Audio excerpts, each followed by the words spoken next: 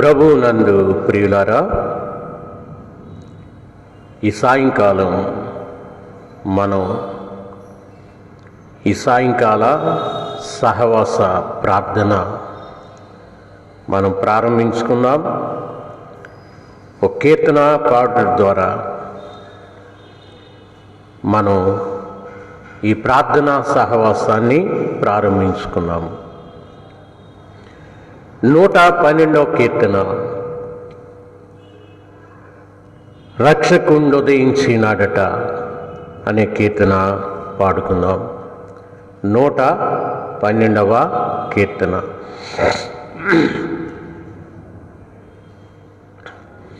రక్షకుండు ఉదయించినాడట,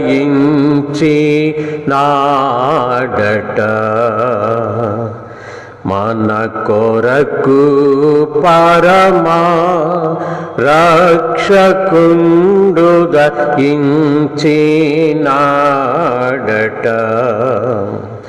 రక్షకుండు ఉదయించినాడు, రారు గొల్లబోయాలారా,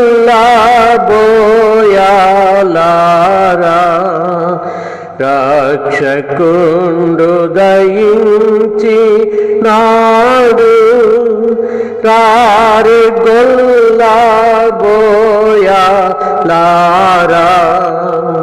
తక్షణము నా పోయి మనని రీక్షణ ఫల నొందుదాము, రక్షకుండు ఉదయించినాడట, మన కొరకు పరమా రక్షకుండు ఉదయించినాడట.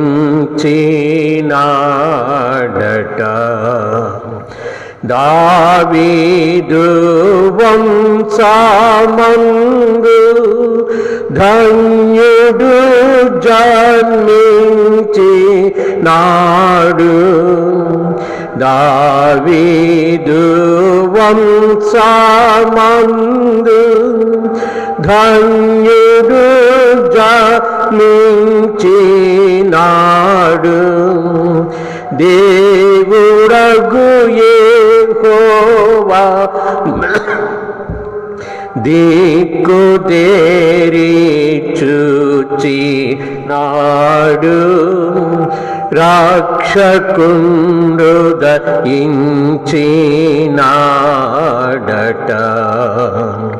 మన కొరకు పరమా రక్షకుండు ఉదయించినాడట,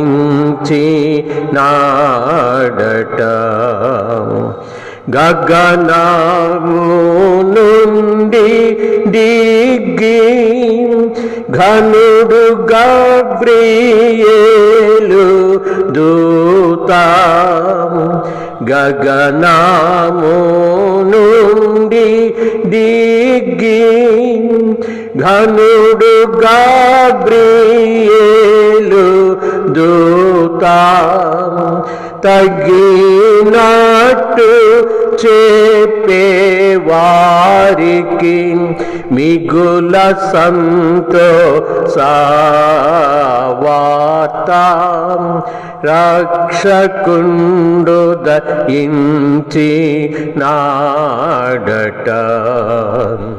మన కొరకు పరమా రక్షకుండు ఉదయించినాడట,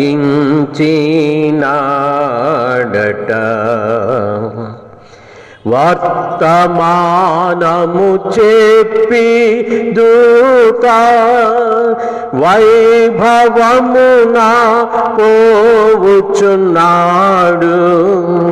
వర్తమానము చెప్పి దూత వైభవమున పోవుచున్నాడు, కర్తను చూచిన వెనుక కాంతుము విశ్రాంబపుడు రక్షకుండు దయించినాడట. మన కొరకు పరమా రక్షకుండు దయించినాడట. పశువుల తొట్టిలోనా భాసిల్లు వస్త్రముల చుట్టి పశువుల తొట్టిలోనా భాసిల్లు వస్త్రముల చుట్టి శిశువును కనుగొందు రాణి శీఘ్రముగను దూత తెల్పే రక్షకుండు దయించినాడట.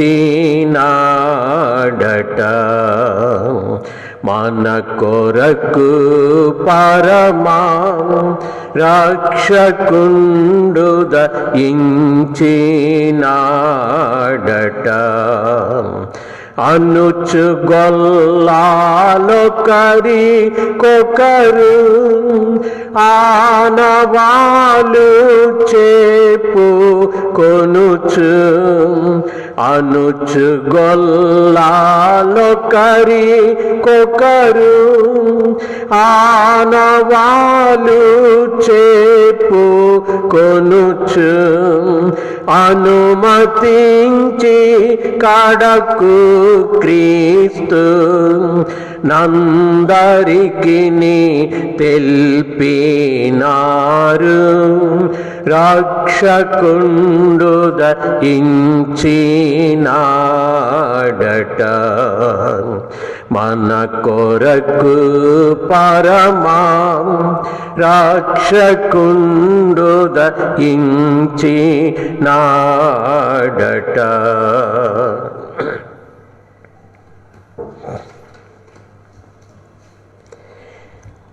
ప్రియులారా, మరలా మనం ఈ సాయంకాలం దేవుని సన్నిధిలో ఉన్నాము. ప్రతివారు మీ మీ గృహాల్లో మరి దేవుని సన్నిధిని కలిగి ఈ యొక్క లైవ్ ద్వారా ఈ ఆరాధన దేవుడు మనకిచ్చే ఆయన ఆదరణకరమైన వాక్కులు మనల్ని ఎంతగానో బలపరుస్తున్నందుకు దేవునికి వందనాలు. మరి ఈ దినం దేవుని వాక్యాన్ని చదువుకుంటూ వాక్య వెలుగులో వాక్య ధ్యానంలోనికి మనం వెళదాం. యోహాను సువార్త 8వ అధ్యాయం 12వ వచనం ఒకసారి చదువుకుందాం. యోహాను సువార్త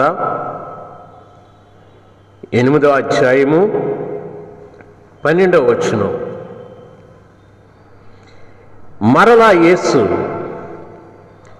నేను లోకమునకు వెలుగును, నన్ను వెంబడించువాడు చీకటిలో నడువక జీవపు వెలుగు కలిగి ఉండునని వారితో చెప్పెను. ప్రార్థన చేసుకున్నాం. ప్రేమగల మా ప్రభువా, దయగలిగిన మా పరలోకపు తండ్రి, ఇదిగో ఈ దినము మరలా నీ సహవాసములోనికి, నీ సన్నిధిలోనికి మేము వచ్చి ఉన్నాము. ఈ అంచె దినాల్లో విస్తారముగా ప్రభువా నీవు మా గృహాలను దర్శిస్తున్నావు. నీ అపరిమితమైన కృప మమ్మల్ని ఆవరింపచేసినందుకు నీకు వందనాలు. ఇదిగో లైవ్ ద్వారా వాక్యం మా గృహాల్లోనికి రావడానికి నీవు తలుపులు తెరిచావు. అనేక మంది బిడ్డలు ప్రభువా ఇదిగో ఈ దేవాలయంలో నుండి జరుగుతున్న ఆరాధన ఇదే సమయంలో వారును ప్రభా పాలు పంపులు పొందగలుగుతున్నారు. ప్రపంచవ్యాప్తముగా ఇదిగో ఈ ఆరాధన ఎవరిని దూరం చేయక అందరినీ కలుపుతూ ఉంది. ఈ నీ గొప్ప సహవాసాన్ని బట్టి నీకు వందనాలు. నీ దీన బిడ్డలందరినీ ప్రభా బహుగా ఆదరించండి. అలాగునే ఎవరెవరికి ఏ స్వస్థత అవసరమో వారిని ముట్టండి. నీవు స్వస్థపరచు దేవుడు. ఈ లోకంలో ఉంటుండగా చిన్న చిన్న బలహీనతలు మమ్మల్ని వెంటాడుతూ ఉంటాయి. అయినా మాకు భయం లేదు. లోకములో మీకు శ్రమ, ఆయనను ధైర్యం తెచ్చుకోండి. నేను లోకమును జయించి ఉన్నానని చెప్పిన దేవుడు, ఇదిగో నేను స్వస్థపరచు యెహోవాను అని చెప్పిన గొప్ప దేవుడు నీవు. ఇదిగో ప్రభా, మరి డాక్టర్ గారు జోసఫ్ ఎమాన్యుయల్ గారి కొరకు ప్రార్థిస్తున్నాం. అలాగే సుప్రియ జోసఫ్ అమ్మ గారి కొరకు ప్రార్థిస్తున్నాం. నీ బిడ్డలకు ప్రభా జ్వరం నుండి విడుదల కలిగించండి. శీఘ్రముగా సంపూర్ణమైన విడుదల, వెనువెంటనే ఒక నూతన శక్తి, నూతన బలము బహుగా నీ బిడ్డల యందు కలిగించండి. వారి గృహమంతటినీ నీ కృపలో బలపరచండి. నీ స్వస్థత నీ బిడ్డలందరికీ ధారాళముగా ఇవ్వండి. ఆరోగ్యం ఇచ్చు నీ రెక్కలు నీ బిడ్డల మీద కప్పండి. అలాగే మరి క్యాంపస్లో ఉన్న బిడ్డలందరి కొరకు ప్రార్థన చేస్తున్నాం. ప్రభా సూపరింటెండెంట్ గారు, అలాగే ఇతర డాక్టర్లు, సిబ్బంది ప్రభా పరిచర్యలు జరిగిస్తూ ఉంటుండగా ఆరోగ్యంతో వారందరినీ నింపండి. సంపూర్ణ ఆయురారోగ్యాలతో నీ బిడ్డల్ని వారి వారి పరిచర్యల్లో నిలబెట్టి నడిపించండి. అదే రీతిగా ఇంకా చాలామంది అనారోగ్యాలతో ఉన్నారు ప్రభా. వారు ఫోన్ల ద్వారా ప్రార్థన చేయించుకున్నారు. అలాగే నీలావతి విశాఖపట్నంలో చికిత్స పొందుతుంది. ఆ బిడ్డకు కూడా నువ్వు సహాయం చేసి సంపూర్ణమైన స్వస్థ ఇవ్వండి. మరి ఇంకెందరూ అనారోగ్య పరిస్థితులతో ఉన్నారో వారందరినీ ముట్టి సంపూర్ణ ఆరోగ్యంతో బిడ్డలు నింపండి. భయపడకుడి నేనే అని చెప్పిన నువ్వు ఈ దినము నాటికి ఇంకా నీ అద్భుతమైన నీ ఆదరణతో, నీ బలముతో మమ్మల్ని అందరినీ నింపుతూ ఉన్నావు. ఈ దినము నీ వాక్య వెలుగులో మమ్మల్ని నడిపించడం ద్వారా మాలో విశ్వాసాన్ని అంతకంతకు బలపరచండి. యేసు నామాన్ని వేడుకొంచున్నాము తండ్రి, ఆమేన్. ప్రభువునందు ప్రియులారా, ఈ దినము మరి దేవుని సన్నిధిలో మనం ఉన్నాము. యేసు ప్రభు ఈ లోకంలో ఉంటుండగా ఆయన తన్ను గూర్చి స్పష్టంగా చెప్పిన మాటలు ఇవి. ఆయన ఏం చెప్పాడు అంటే, నేను లోకమునకు వెలుగును, నన్ను వెంబడించువాడు చీకటిలో నడువక జీవపు వెలుగు కలిగియుండునని వారితో చెప్పెను. ఈ క్రిస్మస్ దినాల్లో వెలుగు అన్నది ఒక ప్రాధాన్యత కలిగిస్తూ ఉంది. మనం స్టార్ నక్షత్రాన్ని మన ఇంటి ముందర వేసి దానికి బల్బు అమర్చినప్పుడు అది వెలిగిస్తూ ఉంది. అలాగే క్రిస్మస్ సంబంధించిన మరి నక్షత్రాలు కానీ వాటి ఆకారాల్లో ఉండే రంగురంగుల బల్బులు కానీ ఒక చక్కని కాంతులను అవి ఇస్తున్నప్పుడు మనం వాటిని చూచి ఆనందిస్తూ ఉంటాం. అలాగే క్రిస్మస్ క్యాండిల్స్,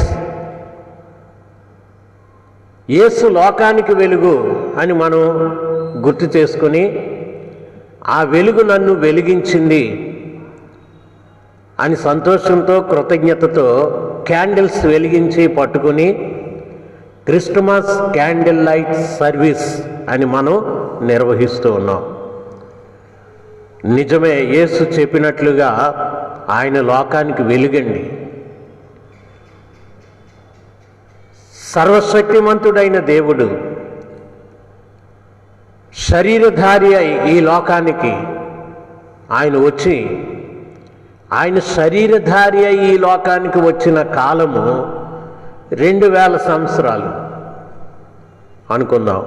2000 సంవత్సరాలు పైబడింది. గమనించారా? చరిత్రలో జరిగిన సంగతి. అంతేగాని యేసు ప్రభు యొక్క చరిత్ర 2000 సంవత్సరాలు కాదు. ఆయన ఉన్నవాడు అనువాడు. ఆయన ఎప్పుడో ఉన్నవాడు. ఆయనకు ప్రారంభం లేదు, అంతము లేదు. ఆయనండి దేవుడు. ఆ దేవుడు భూమి మీదకి రాదలుచుకున్నాడు. ఆయన శరీరధారి అయి వచ్చాడు. అవతారం ఎత్తలేదండి, మానవ అవతారం ఎత్తలేదు. మానవ అవతారం అంటే రియల్ కాదని అర్థం. నిజముగా వచ్చాడు కనుక శరీరధారి అయి వచ్చాడు. మానవుడిగా అవతరించాడు అన్నది అది మాయా శరీరం వేసుకొచ్చాడని దాని అర్థం. కానీ ఆయన శరీరధారి అయి వచ్చాడు, మనలో ఒకడుగా జీవించాడు. ఆయన ఇచ్చిన మాటలు ఇవి: నేను లోకానికి వెలుగును, నన్ను వెంబడించువాడు చీకటిలో నడువక జీవపు వెలుగు కలిగి ఉండును. The light of the life.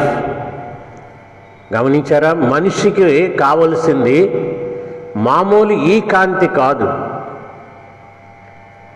Light of the life, జీవపు వెలుగు. అది నీకు జ్ఞానం ఇస్తుంది. నీ బ్రతుకును మూఢనమ్మకాల నుండి, మూఢాచారాల నుండి బయటకు రప్పిస్తుంది. అదే చీకటి. చీకటి అనే మూఢనమ్మకాలు వీటన్నిటినీ నుంచి బయటికి తెచ్చింది, వెలుగులోకి పెట్టింది. అందుకని యేసును మనం వెంబడించినప్పుడు మనకు కలిగేది గొప్ప వెలుగు ఏంటంటే మన జీవితాలు వెలుగుమయమయ్యాయి. అందుచేతనే క్రైస్తవ ప్రపంచమైంది. ఈరోజు అందరూ యేసు ప్రభుని వెంబడిస్తున్నారు కదా. ప్రపంచం మొత్తం మీద అందరూ యేసు ప్రభుని వెంబడిస్తున్నారు. ప్రపంచం మొత్తం మీద అందరి జీవితాలు ఆయన వెలిగించాడు. ఈ వెలుగు లోకములోనికి వచ్చుచు ప్రతి మనుషుని వెలిగించుచున్నది. యేసు ప్రభువుని ఎందుకు నమ్ముకుంటారంటే వారి మనోనేత్రాలు వెలిగించబడుతున్నాయి. వారికి వాస్తవాలు తెలుస్తూ ఉన్నాయి. ఏది సత్యము, ఏది అసత్యము. సత్యం అన్నది తెలిసాక వాళ్ళ విశ్వాసాలు ప్రభువులో బలపడుతూ ఉన్నాయి. అక్కడి నుంచి వారి జీవితాలు ఫలిస్తూ ఉన్నాయి. నిజమైన వెలుగైన యేసును పొందిన తర్వాత వారు ప్రభువులో ఆనందించగలుగుతున్నారు. నిరీక్షణ అనేది అప్పుడు వారిలో వికసించడం మొదలుపెట్టింది. నిరీక్షణ, ఆనందముతో జీవిస్తున్నారు. అందుకనే ఈ బైబిల్ అంతటినీ కలిపి వెలుగు అన్నారు. మనలను వెలుగులోకి నడిపించేది. అందుకే దావీదు ఊరకనే అన్నాడా, నీ వాక్యము నా పాదములకు దీపము, నా త్రోవకు వెలుగై ఉన్నది. చూసారా, ఇది దీపము లాంటిదైతే దీని నుండి ప్రసరించే కాంతులు మన త్రోవకు, మన జీవితానికి వెలుగునిస్తూ ఉంది. గమనించారా ఎంత గొప్ప అద్భుతమైన సత్యం. అందుకని యేసుని నమ్ముకోవడం జరుగుతుంది. లేకపోతే ఎవరు నమ్ముకుంటారండి యేసు ప్రభువుని? యేసులో ఎంత గొప్పతనం ఉంది. యేసు మన జీవితాలను వెలిగిస్తూ ఉన్నాడు.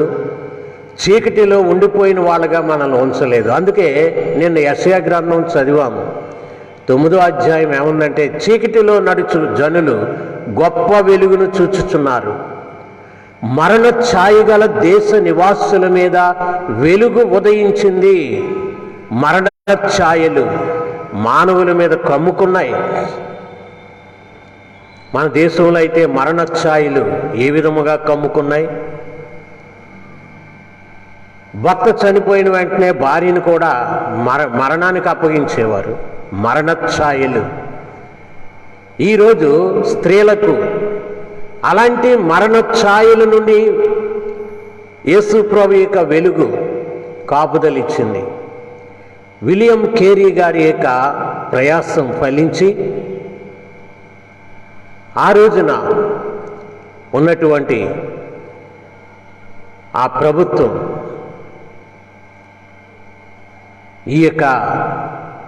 ఈ మూఢాచారాల్ని నిషేధించింది. దాని ఫలితమే ఈరోజు మనకు రక్షణ కలిగింది. ఇంకా అనేకమైన ఉండేవి రకరకాల ఆచారాలు, ఇవన్నీ కూడా తొలగించబడ్డాయి. చీకటిలో నడుచు జనులు గొప్ప వెలుగును చూచుచున్నారు. ఎప్పుడైతే వెలుగులోకి వచ్చామో భయం కూడా పోద్దండి. అంతవరకు మూఢనమ్మకాలు మనలో భయమును సృష్టించాయి. గమనించారా?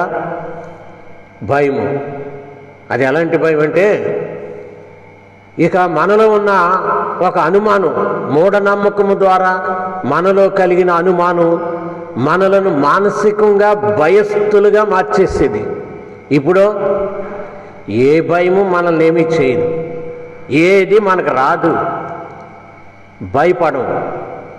అది ఎవరి వల్ల అంటే యేసు ప్రభు వల్ల. భయపడుకుడి, నేడు రక్షకుడు మీ కొరకు పుట్టి ఉన్నాడు. భయపడకండి. యేసు ప్రభు రాక, దేవుని రాక ప్రపంచానికి గొప్ప నిరీక్షణ కలిగించింది. అంత మాత్రమే కాదు, భూమి మీద ఉన్న మనిషి ఈ భూప్రపంచం మీద ఈ శాశ్వతమైన జీవనం తర్వాత శాశ్వతమైన జీవితం ఎక్కడ గడపాలో తెలియకుండా ఉంది. దానికి మార్గము చూపించాడండి. వెలుగైన మార్గం ఇది. నేనే మార్గము, సత్యము, జీవము అని పలికిన దేవుడైన వెలుగైన మార్గములోకి మనం వచ్చాం. పరలోకానికి మార్గం తెలిసింది. అందుకనే మనం బుద్ధిమంతుల వలె ప్రకాశిస్తూ, బుద్ధిమంతుడు ఏం చేస్తాడంటే క్రిందనున్న పాతాళము తప్పించుకొనవలనని పరమునకు పోవు జీవ మార్గమున నడుచుకొనును. జీవ మార్గము, వెలుగు మార్గము. గమనించారా? అందుకే ఎప్పుడైతే యేసు ప్రభువును వెంబడిస్తారో వీళ్ళు ఎలాగుంటారంటే లోకములో జ్యోతుల వలె ఉంటారు వీళ్ళు. ఈ జ్యోతులు మరొకరికి వెలిగిస్తాయి. అందుకే యేసు ప్రభు ఆయన కొండ మీద చేసే ప్రసంగములో, నేను లోకమునకు వెలుగును, మీరు లోకమునకు వెలుగు అన్నాడు. నేను లోకమునకు వెలుగును అని చెప్పిన యేసు ప్రభు తను వెంబడించే వారిని కూడా ఆయన ఏమన్నాడంటే, మీరు లోకానికి వెలుగు. నిజముగా ఆ వెలుగును పొంది ప్రభువులో మనం వెలిగించబడి ప్రభువును వెంబడిస్తున్నామా? ఆలోచిద్దామండి. ప్రభువును మనం వెంబడించగలుగుతున్నామా? కనుక మనం ఆలోచించదగిన విషయం. యేసుక్రీస్తు ప్రభు లోకానికి వెలుగుగా వచ్చాడు. చాలామంది భయంతో ఉన్నారు, మూఢనమ్మకాలతో ఉన్నారు. అంటే అది చీకటి అన్నమాట. జీవితానికి చీకటి ఏమిటంటే భయము, మూఢనమ్మకాలు, అనుమానం. భవిష్యత్తును గురించిన ఆందోళన కూడా చీకటే. ఎప్పుడైతే యేసు ప్రభువులోకి వచ్చామో భయపడవలసిన పనే లేదు. కనుక ప్రియులారా, యేసును మన సొంత రక్షకునిగా మనం అంగీకరించిన నాటి నుంచి మనకు భయం లేదండి. ఈ లోకములో కడవరకు ఆయన మన చెయ్యి పట్టి నడిపించు దేవుడు. కనుక ప్రియమైన వారలారా, ఇట్టి ప్రభువునందు మనం వెలుగయ్యుండి యేసునందు ధన్యవంతమైన ఆనందదాయకమైన జీవితాన్ని మనం జీవిద్దాం. ఇలాగున పరిశుద్ధాత్ముడు మనలను నడిపించునుగాక. ప్రార్థన చేసుకున్నాము. ప్రేమగల మా ప్రభువా, దయగలిగిన మా పరలోకపు తండ్రి, ఇదిగో ఈ సాయంకాలం నీ సన్నిధిలో ఉన్న ప్రతి బిడ్డను బట్టి నీకు వందనాలు. ఎందరు ప్రభా ఈ యొక్క లైవ్ను వీక్షిస్తున్నారో నీ బిడ్డలందరి మీద నీ కృపా వర్షాన్ని కుమ్మరించండి. ప్రతి బిడ్డకు ఆరోగ్యాన్ని ప్రసాదించండి. ఇదిగో నీ వెలుగును పొంది నీ రక్షణలో ఉన్నవారికి భయమేమీ లేదు. నీవు అంతకంతకు మాకు వెలుగును ప్రసాదించిన దేవుడు, మాకు జ్ఞానమిచ్చి లోకములో నడిపించేవాడు, కడవరకును జీవమార్గమున మమ్మల్ని నడిపింపచేయు దేవుడు. అందుకని బిడ్డలు బహు నిరీక్షణతో బలముతో జీవించగలుగు నీ కృపద ఇచ్చేయమని యేసు నామాన్ని వేడుకొంచున్నాము తండ్రి. ఆమేన్. పరలోకమందున్న మా తండ్రి, నీ నామం పరిశుద్ధపరచబడుగాక, నీ రాజ్యము వచ్చునుగాక, నీ చిత్తము పరలోకమందు నెరవేరుచున్నట్లు భూమి యందును నెరవేరునుగాక. మాకు కావలసిన ఆహారము నేడు మాకు దయచేయము. మా రుణస్థులు మేము క్షమించి ఉన్న ప్రకారం మమ్మును క్షమించుము.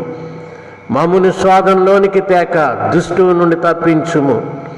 ఎందుకంటే రాజ్యము, బలము, మహిమ నిరంతరము నీవే. ఆమేన్. మన పరమ తండ్రి అయిన దేవుని యొక్క ప్రేమ, మన ప్రభువును రక్షకుడైన యేసుక్రీస్తు యొక్క కృప, పరిశుద్ధాత్ముని సహవాసము చేరిన మనందరకు సదాకాలము కలుగునుగాక. ఆమేన్. ప్రభు మిమ్మును దీవించునుగాక. ప్రియులారా, మరి ఈ ఎదురుగా ఉన్న గేట్ తీసారే కానీ మళ్ళీ వేయలేదు. చూడండి ఎంత బాధ్యత మన వాళ్ళది. ఆ తలుపు తీయడం తెలిసింది కానీ మళ్ళా తాళం వేసి నాకు అప్పగించలే. ఎంత బాధ్యత లేనితనం చూడండి. అలా చేయొచ్చు. అది దానివల్ల ఏం జరిగిందంటే, నేను ఆ వాక్యం చెప్పే మధ్యలో ఒక మాస్క్ లేని ఒక అమ్మాయి వచ్చి కూర్చుంది. ఆ అమ్మాయిని ఎందుకు అలౌ చేశారు? ఇంత అజాగ్రత్తగా ఉంటే ఎలాగండి? ఇందాక తీసాం ప్రోగ్రాం కోసం, అది వెంటనే తాళం వేయాలా? ఇంత అజాగ్రత్తగా ఉంటే ఎలాగా? అందరూ వెళ్ళిపోయారు, కుర్రగాళ్ళు కూడా వెళ్ళిపోయారు. తాళం వేసే వెళ్ళాలన్న జ్ఞానం కూడా మన పసిపాపలకి పసిబిడ్డలకి లేదు. నేర్చుకోవాలి. నేను వాక్యం చెప్తూ ఉంటే బయట వాళ్ళు వచ్చేసారు లోపలికి, మాస్కులు లేవు. అలాగే ఎలా చేయకూడదు కదా, చర్చిలోకి మాస్క్ లేకుండా వచ్చారు. కాస్త నేర్చుకోండి. ఆ తలుపు తీయకూడదు, బాధ్యత లేకుండా ఉండకూడదు. తలుపు తీసుందని వేయాలి కదా, ఇది బాధ్యత లేనితనం. అది నేర్చుకోవాలి. నేను వాక్యం చెప్పేటప్పుడు వెంటనే మాస్కులు లేకుండా వచ్చారు. ఆ అమ్మాయి ఎవరు వచ్చి కూర్చుంది, మాస్క్ లేదు. అలాంటి వాళ్ళని ఎందుకు అలౌ చేస్తున్నారు? గేట్ దగ్గర ఉన్నారా లేదా కాపలా?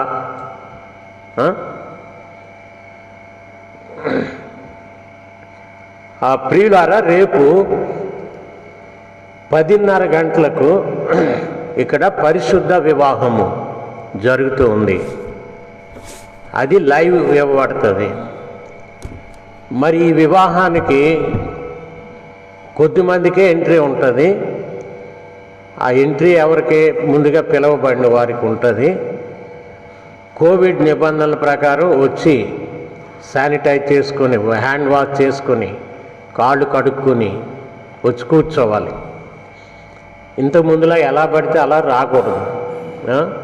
శుభ్రంగా వచ్చి కూర్చోవాలి. పెళ్ళి కాదనేసి అక్కడక్కడ గుంపులుగా చేరి ఎవరు కూడా మాట్లాడకూడదు. అది కూడా గమనించాలి. ఈ పెళ్లి కార్యక్రమం ఎలాగ లైవ్ ఇవ్వబడుతుంది. హాయిగా ఇళ్లల్లో ఉండి మిగతా వాళ్ళు చూడవచ్చు. ఇళ్లల్లో ఉండి లైవ్ ఇవ్వబడుతుంది. అయితే కోవిడ్ కారణంగా భోజనాలు పెట్టడానికి నేను అనుమతి ఇవ్వలేదు. అర్థమైందా? మరి ఎవరైనా భోజనాలు పెట్టుకుంటామంటే మీరు ఎక్కడో వేరే చోట పెట్టుకోవాలి. అది మీ బాధ్యత మీద, నాకు సంబంధం లేదు. ఈ పెళ్ళికి మాత్రం భోజనాలు వద్దన్నాను. కోవిడ్ కాబట్టి లిమిట్ పరిమితంగా మాత్రమే వాళ్ళకి ఎంట్రీ పాస్లు ఇవ్వబడ్డాయి. వాళ్ళే వస్తారు పిలువబడిన వారు. మిగతా వాళ్ళు ఏంటి, మీరు మిగతా అందరూ కూడా మీరు పిలవలేదని ఫీల్ అవ్వకూడదు, పిలవని వాళ్ళని. ఎందుకంటే మరి అందరిని పిలవడం వల్ల అందరికీ కోవిడ్ వచ్చేలా చేసుకోవడం మంచిదా? కొద్దిమందిని పిలిచి మిగతా వాళ్ళని పిలవకపోవడం మంచిదా? అది అర్థం చేసుకోవాలి. ఈ తప్పని పరిస్థితుల్లో పెళ్ళిళ్ళు కాబట్టి తక్కువ మందితో అవుతున్నాయి. మీరు లైవ్లో చూడవచ్చు. చాలామంది, కొద్దిమంది పిలిచినా పెళ్లి కొడుకు తరపున కొద్దిమంది, పెళ్లి కూతురు తరపున కొద్దిమంది అలా పిలుచుకుంటారు. పెళ్ళి కూడా చాలా తక్కువ టైంలో చేసేస్తాను. ఎక్కువ టైం ఉండదు ఇంతకు ముందులాగా. చాలా షార్ట్ టైంలో అయిపోద్ది. అది లైవ్ ఇస్తాం. లైవ్ ఇచ్చినప్పుడు మీరు చూడవచ్చు. ఈ పెళ్ళి అయిపోయాక నేరుగా పెళ్లి కుమారుని ఇంటికి వెళ్ళి అక్కడ రిసెప్షన్ అంటే అక్కడ ఉంటారు వాళ్ళు అవైలబుల్గా. అప్పుడు మీరు అక్కడ హ్యాండ్ వాష్ చేసుకుని, శానిటైజ్ చేసుకుని చక్కగా వెళ్ళి, అందరూ గుంపుగా కాకుండా అక్షంతలు ఉంటే మీరు ఈ చేతులు వాష్ చేసుకుంటేనే అక్షంతలు వేయాలి, లేకపోతే వేయకూడదు. ఆ పెళ్ళి కొడుకు పెళ్ళి కూతురికి కీడు చేసిన వాళ్ళు అవుతారు. మీ చేతులు అక్కడ శానిటైజర్ పెడతారు, హ్యాండ్ వాష్ పెడతారు, మీరు శుభ్రం చేసుకోవాలి. ఒకవేళ అక్కడ పెట్టలేదనుకోండి, అడిగి పెట్టించుకుని శుభ్రం చేసుకోవాలి. వాళ్ళు మర్చిపోవచ్చు. అప్పుడు ఏం చేయాలి? శుభ్రమైన నీళ్ళు అక్కడ పెట్టి మీరు శుభ్రంగా హ్యాండ్ వాష్ చేసుకుని, శానిటైజ్ చేసుకుని అప్పుడు వెళ్ళి అక్షింతలు వేసి ఇంటి దగ్గర దర్శించి మీరు వెళ్ళొచ్చు. అది కోవిడ్ కాలంలో పద్ధతి. ఇక భోజనాలు అన్నవి ఇక ఉండవు. ఎందుకు మంచిది కాదని, మనకి ఏమాత్రం కూడా అది ఆరోగ్యం కాదని. పెద్ద పెద్ద పెళ్ళిళ్ళే ఇందాక డాక్టర్ రామారావు గారు చూపించారండి. ఒక పెళ్ళి వైజాగ్లో జరిగింది. 20 మందితోనే పెళ్ళి అయిపోయింది. 20 మంది, మళ్ళీ పెద్ద డాక్టర్స్ వారు, పెద్ద డాక్టర్స్ అయినా 20 మందినే కూర్చోబెట్టి పెళ్లి చేసుకున్నారు. ఎంత చూసారా? డాక్టర్స్ కాబట్టి అంత జాగ్రత్త తీసుకున్నారు. 20 మంది కన్నా ఎక్కువ కూడుకోలేదు. మరి ఈ కోవిడ్ కాలంలో పెళ్ళిళ్ళు చేసేటప్పుడు చాలా జాగ్రత్తగా ఉండాలండి. అలాగే పెళ్లి కొడుకుని పెళ్లి కూతురిని దీవించడానికి వెళ్ళినప్పుడు చెప్పాను కదా, మీ చేతులు హ్యాండ్ వాష్ చేసుకోవాలి, శానిటైజ్ చేసుకోవాలి, అప్పుడే అక్షింతలు వేయాలి. వేసి మళ్ళీ ఎక్కువసేపు అక్కడ ఉండకూడదు, గుంపులుగా ఉండకూడదు. మీరు అక్కడి నుంచి ఎంత తొందరగా వెళ్తే అంత మంచిది. అక్కడ ఎక్కువ కాలక్షేపం చేయకూడదు. అది గుర్తుపెట్టుకోవాలి. ఒకవేళ ఈ పెళ్ళిళ్ళు భోజనాలు లేవు కాబట్టి కోవిడ్ అయిపోయాక, కోవిడ్ తగ్గిపోయాక పెళ్లి రోజు వస్తాయి కదా, బోర్డు వస్తాయి, వెడ్డింగ్ యానివర్సరీలు, అప్పుడు పెట్టండి బ్రహ్మాండమైన భోజనాలు. 100,000ను పిలిచి, ఏం పర్వాలేదు, 100,000గా పిలిచి అప్పుడు పెట్టవచ్చు బ్రహ్మాండంగా. ఏమీ పర్వాలేదు. అది మీరు గుర్తుపెట్టుకోవాలని మనవి చేస్తున్నాం. రేపు 10:30కే లైవ్ ఉంటుంది కాబట్టి దూరాన్ని ఉన్నవాడు కూడా ఈ వివాహాన్ని వీక్షించవచ్చు. ఆ 10:30కి కరెక్ట్గా ఇక్కడ లైవ్ ప్రారంభమవుద్ది. వాళ్ళందరూ కూడా తొందరగా రావాలని కోరుతున్నాం. ప్రభు మిమ్మును దీవించునుగాక.